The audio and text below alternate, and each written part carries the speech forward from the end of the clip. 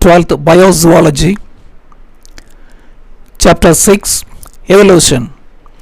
In this part, we are going to learn about biological evolution. In the previous part, we learned about different theories regarding the origin of life. Primitive Earth had lot of organic molecules. In the previous video, we discussed that small molecules combine and form larger biological molecules, larger organic molecules.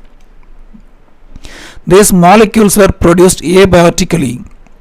They were produced outside the living organisms. These abiotically produced molecules assemble themselves and form droplets. The molecules assemble themselves and form droplets. Later, the droplets were enclosed by lipid membrane. The droplets were enclosed by lipid membrane, and this structure is called as protobiont. Biont related to living. Protobiont. They were the forerunners of the living cells. They were the precursors of first living cells. These droplets enclose a watery solution and maintain a chemical environment different from their surroundings. The lipid layer surrounding the biological molecules, assembly of biological molecules were surrounded by membrane. This structure is protobiont. The chemical present inside the protobiont is different from the surrounding. Protobionts were the precursors to early life and resemble very simple cells. The lipids form the membranes which resemble cellular membrane called liposomes.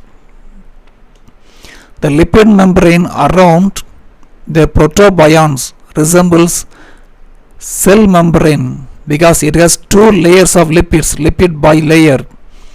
This lipid bilayer enclosing the biological molecules is liposome.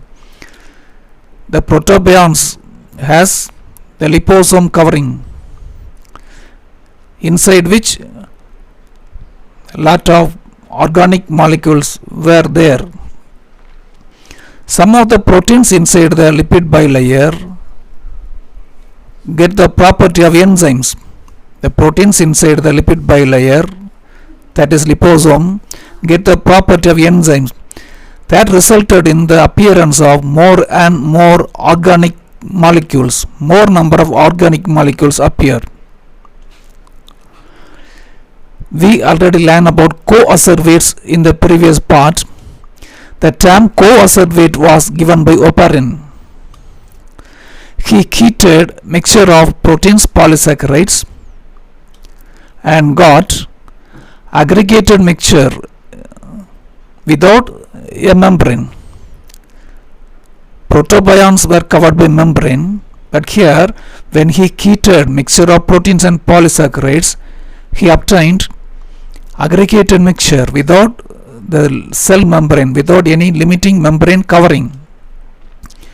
So it cannot be the protobiont. It is different from protobiont. Coacervate is different from protobiont. Later, the coacervates with nucleoproteins and nutrients had a limiting surface membrane.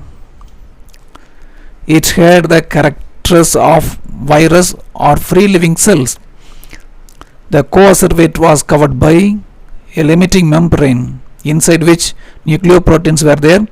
This structure looks like a virus or free living genes, a gene, a DNA or RNA covered by membrane. Later,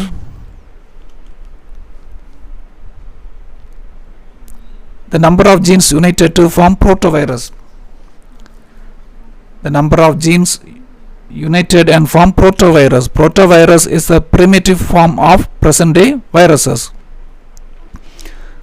The genes inside which unite and form protovirus. somewhat it is similar to present day viruses. It is somewhat related to the present day viruses. Two major cell types appeared during that time. We discussed about coacervates. During that time, two major cell types appeared. The first type, let us discuss now.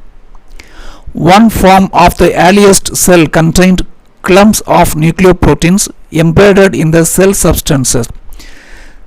Cell substances inside which nucleoproteins were there. Such cells were similar to Monera. They are considered as ancestral to the modern bacteria and blue-green algae. Monera are organisms. They are prokaryotic organisms. They have no nuclear membrane. We have already learned about Monera in the 5 kingdom classification. Examples: bacteria and blue-green algae. They do not have nuclear membrane. This structure, one form of earliest cells, where nucleoproteins embedded in the cell substance, finally covered by membrane. This structure is similar to Monera. They were considered to the modern bacteria and blue-green algae. Blue-green algae are called as cyanobacteria.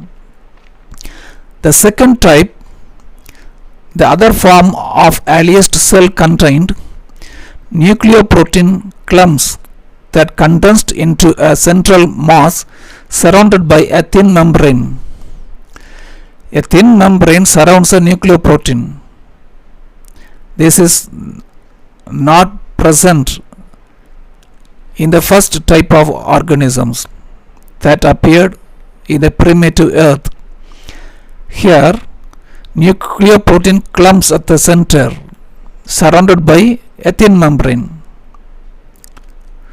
This membrane separated nucleoproteins from the cell substances. Cell substances were separated from nucleoproteins by this membrane. Such cells were referred to as protista. Protista were first eukaryotic organism. They are single-celled organisms, unicellular. They have nuclear membrane. The second type of earliest cells were referred to as protista. These two groups further evolved. And some other types were formed. Natural sources of food in the ocean declined in course of time. There was shortage of food, so they evolved to follow different types of nutrition. The ancestors of Monera and Protista had to evolve different methods for food procurement. Parasitism, live on another organism, getting nutrition from another organism. Saprophytism, getting nutrition from decaying matter. Predation or animalism, kill another organism. And chemosynthesis or photosynthesis. Chemosynthesis and photosynthesis are autotrophic nutrition. Here the photosynthesis produces oxygen. Oxygen is produced by photosynthetic organisms that resulted in the evolution of oxygen in the primitive atmosphere. The oxygen level increased due to the increase in the number of photosynthetic organisms. This type of different kinds of organisms appeared due to shortage of food. The number of photosynthetic organisms increased. That resulted in the increase in the free oxygen in the sea and atmosphere. Free oxygen increased in the sea water and atmosphere. So aerobic organisms increased. The atmospheric oxygen combines with methane and ammonia to form carbon dioxide and free nitrogen. Methane and ammonia combined with oxygen to form carbon dioxide and nitrogen. The presence of the free oxygen brought about the evolution of aerobic respiration. The organisms undergoing aerobic respiration produce more energy because in aerobic respiration, there is complete oxidation of food. More and more number of aerobic respiratory organisms evolved. In this way, prokaryotes and eukaryotes evolved. Experimental approach to the origin of life. Let us see one experiment now. Urey and Miller conducted experiment. They created primitive earth and atmospheric condition in their lab. They conducted experiment continuously for a week and they obtained a liquid.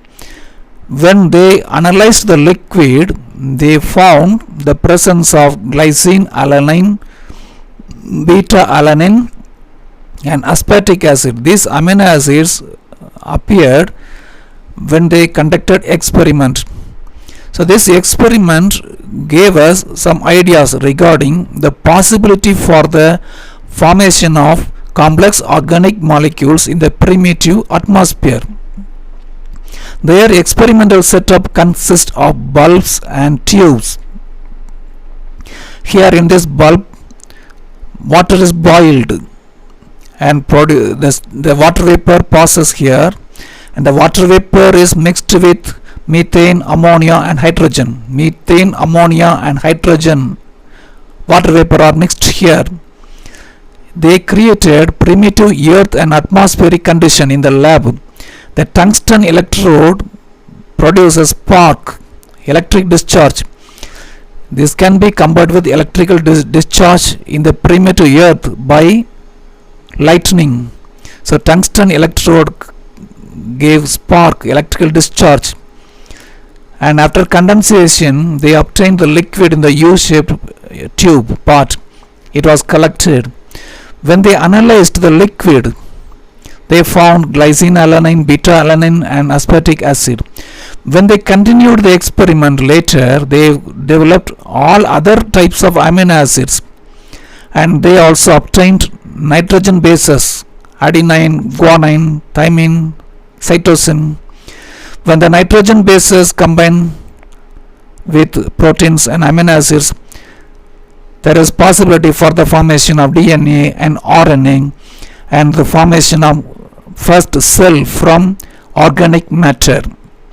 So his experiment gives us insight to understand the possibility for the formation of organic molecules. From the organic molecules, the first cell formation. In the next part, we will discuss about evidences for the biological evolution.